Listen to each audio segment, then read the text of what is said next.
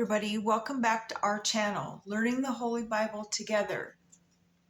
I hope you're having a great day so far. I may end up doing 2 videos today because tomorrow I have a dentist appointment. I had a cracked tooth. This is part of osteoarthritis and whatever the heck else I have. Anyway,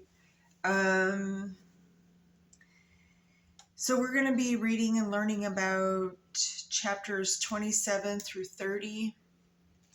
And it's where Job's, he talks about his sincerity and where shall wisdom be found, and, so on and so forth.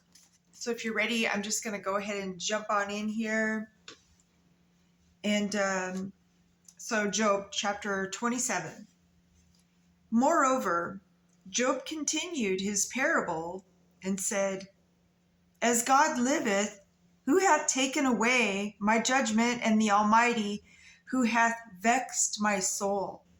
All the while my breath is in me, and the Spirit of God is in my nostrils.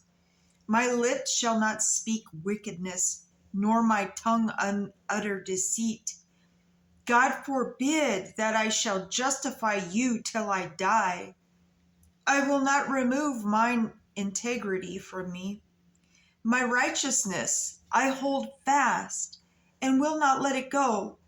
My heart shall not reproach me so long as I live. Let mine enemy be as the wicked, and be the riseth up against me as the unrighteous. For what is the hope of the hypocrite, though he hath gained, when God taketh away his soul? Will God hear his cry when trouble cometh upon him? Will he delight himself in Almighty? Will he always call upon God?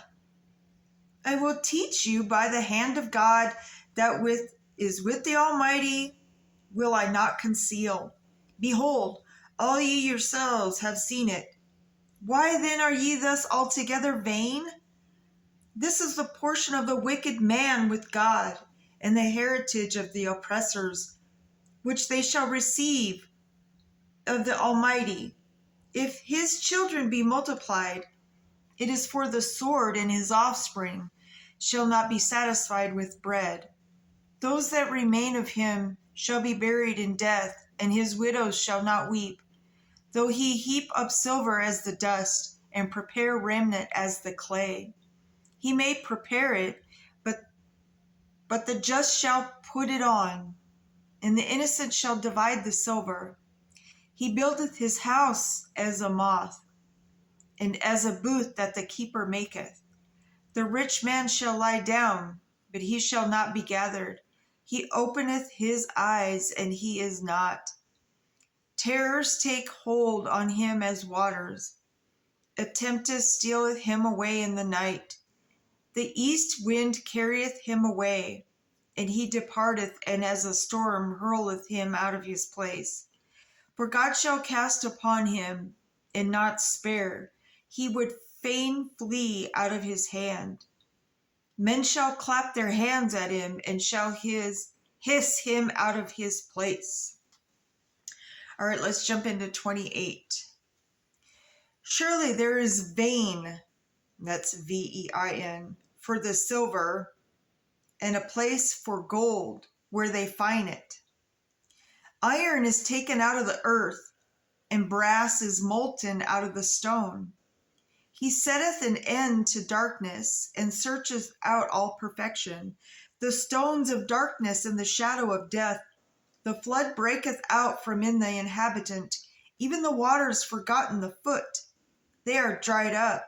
They are gone away from men. As for the earth, out of it cometh bread, and under it turned up as it were fire. I think he's talking about, when he just said, as for the earth, out of it cometh bread, and under it is turned up as it were fire. It's kind of like the volcanoes and the molten lava. The stones of it are the place of sapphires, and it hath dust of gold. There is a path which no fowl knoweth, and which the vulture's eye hath not seen. The lion's whelps have not trodden it, nor the fierce lion passed by it. He putteth forth his hand upon the rock. He overturneth the mountains by the roots. He cutteth out rivers among the rocks, and his eyes seeth every precious thing. He bindeth the floods from overflowing, and the thing that is hid bringeth he forth to light. See, everything that's hid is brought to the light. But where shall wisdom be found? And where is the place of understanding? Man knoweth not the price thereof, neither is it found in the land of the living. The depth saith, it is not in me, and the sea, the ocean, sea, the sea saith, it is not with me. It cannot be gotten for gold, neither shall silver be weighed for the price thereof. It cannot be valued with the gold of Ophir, with the precious onyx or the sapphire. The gold and the crystal cannot equal it, and the exchange of it shall not be for jewels of fine gold. No mention shall be made of coral or of pearls. For the price of wisdom is above rubies. The topaz of Ethiopia shall not equal it, neither shall it be valued with pure gold. Whence then cometh wisdom? And where is the place of understanding? See, it is hid from the eyes of all living, and kept close from the fowls of the air. Destruction and death say, we have heard the fame thereof with our ears. God understandeth the way thereof, and knoweth the place thereof. For he looketh to the ends of the earth, and seeth under the whole heaven, to make the weight for the winds, and he weigheth the waters by measure. When he made decree for the rain, and the way for the lightning of the thunder, then did he see it, and declare it. He prepared it, yea, and searched it out. And unto man he said, behold, the fear of the Lord, that is wisdom, and to depart from evil is understanding. That's powerful right there. Boom. Behold, the fear of the Lord, that is wisdom, and to depart from evil is understanding. I hope y'all get that. So that was about where shall wisdom be found. All right, let's jump into Job 29. Moreover, Job continued his parable and said, oh, that I were as it months past, as in the days when God preserved me, when his candle shined upon my head, and when by his light I walked through darkness. As I was in the days of my youth, when the secret of God was upon my tabernacle, when the Almighty was yet with me, when my children were about me, when I washed my steps with butter, and the rock poured me out rivers of oil, when I went out of the gate through the city, when I prepared my seat in the street. The young men saw me and hid themselves, and the aged arose and stood up. The princes refrained talking and laid their hands on their mouth. The nobles held their peace, and their tongue cleaved to the roof of their mouth. When the ear heard me, then it blessed me, and when the eye saw me, it gave witness to me, because I delivered the poor that cried, and the fatherless, and him that had none to help him. The blessing of him that was ready to perish came upon me, and I caused the widow's heart to sing for joy. I put on righteousness, and it clothed me. My judgment was as a robe and a diadem. I was eyes to the blind, and feet was I to the lame. I was a father to the poor, and the cause which I knew not searched out. And I break the jaws of the wicked, and plucked the spoil out of his teeth. Then I said, I shall die in my nest, and I shall multiply my days as the sand. My root was spread out by the waters, and the dew lay all night upon my branch. My glory was fresh in me, and my bow was renewed in my hand. Unto me men gave ear, and waited and kept silence at my counsel. After my words they spake not again, and my speech dropped upon them. And they waited for me as for the rain, and they opened their mouth wide as for their latter rain. If I laughed on them, they believed it not, and the light of my countenance they cast not down. I chose out their way, and sat chief, and dwelt as a king in the army, as one that comforteth the mourners. All right, so I'm going to jump into chapter 30 here. But now they that are younger than I have me in derision, whose fathers I would have disdained to have set with the dogs of my flock. Yea, whereto might the strength of their hands profit me, in whom old age was perished? For want and famine they were solitary, fleeing into the wilderness in former time, desolate and waste, who cut up mallows by the bushes and juniper roots for their meat. They were driven forth from among men. They cried after they as after a thief, to dwell in the cliffs of the valleys and caves of the earth and in the rocks. Among the bushes they brayed under the nettles. They were gathered together. They were children of fools, yea, children of base men. They were viler than the earth. And now am I their song? Yea, I am their byword. They arbor me, they flee far from me, and spare not to spit in my face, because he hath loosed my cord and afflicted me. They have also let loose the bridle before me. Upon my right hand rise the youth. They push away my feet, and they raise up against me the ways of their destruction. They mar my path. They set forward my calamity. They have no helper. They came upon me as a wide breaking of the waters. In the desolation they rolled themselves upon me. Terrors are turned upon me. They pursue my soul as the wind, and my welfare passeth away as a cloud.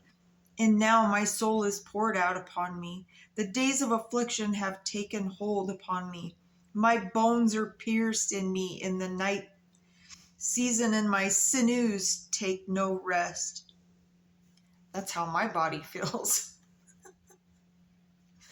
Like I'm just being barely held together, right? As we get older.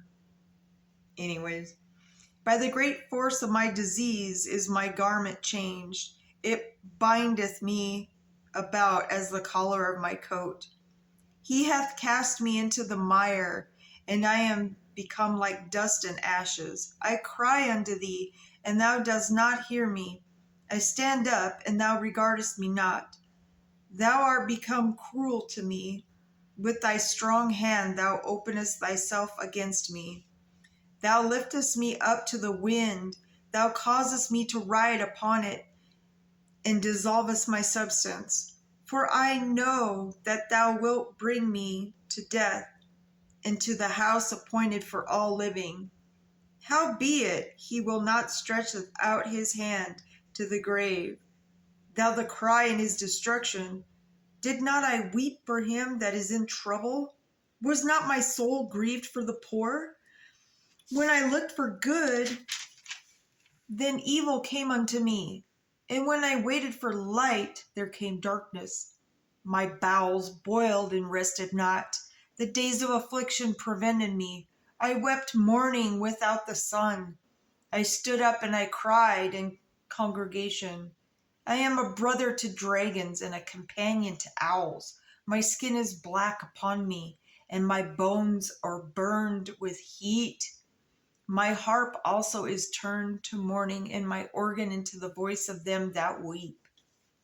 All right. So that's the end of chapter 30. Isn't that like a mouthful? Anyways, we all feel like this, one time or the other. But yeah, Job continues. When we come back, he continues to, protest his faithfulness. Elihu gets angry with Job, and then we're going to read and learn about how God is greater than man, and then God cannot do wickedness. And that, I may just come back today and read that because it's just exciting to learn and find out about, I love reading how God handles and deals with the wickedness, That's something we have to look forward to. And we pray, for the lost people to wake up. I mean, I do. So, on that note, my brothers and sisters, remember to always put God first. I do want to keep my sister Jane in prayer as she's battling a type of breast cancer, but I'm sure she'll be okay. Uh, anyways, yeah, we put God first. He patiently waits for us to come to Him. He does answer our prayers when the time is right. And so, on that note, have a great day. I may or may not do another video today, but anyways, yes, have a great day, and I will see you back either today or tomorrow. And we're almost going to be done with Job. Remember, has 42 chapters. And then we will be in Psalms, which are actually songs. I don't know if y'all knew that, but it's going to be fun. And anyways, have a great day. To be continued.